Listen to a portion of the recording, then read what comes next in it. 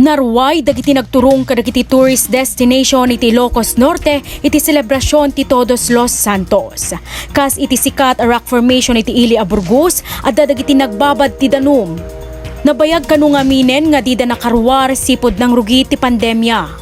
Bali, nandito kami ngayon para ilabas yung mga bata kasi hindi kami nakakalabas before. Since long weekend ngayon kaya sinama namin sila. Ilang buwan na sila naging nakalabas? Ay, matagal na. Mga siguro more than 5 months na mga ganun. Panag-selfie met ti kinarir dagitoy nga agpagayam. At dapay dagiti imuli iti rock formation tapno laeng makapag-selfie ti pang Instagramable abuya iti baybay. Kastoy met ti nagbaling nga senaryo iti Saud Beach ijay pagudpod. Dapay dagiti nag-overnight tapno laeng masulit da ti bakasyon. Ako ngayon lang, kaya ginab namin yung opportunity kasi pagod sa online class. First time mong lumabas nung simula nagka-COVID tayo? So anong feeling natin kasi natalabas na tayo? Masaya.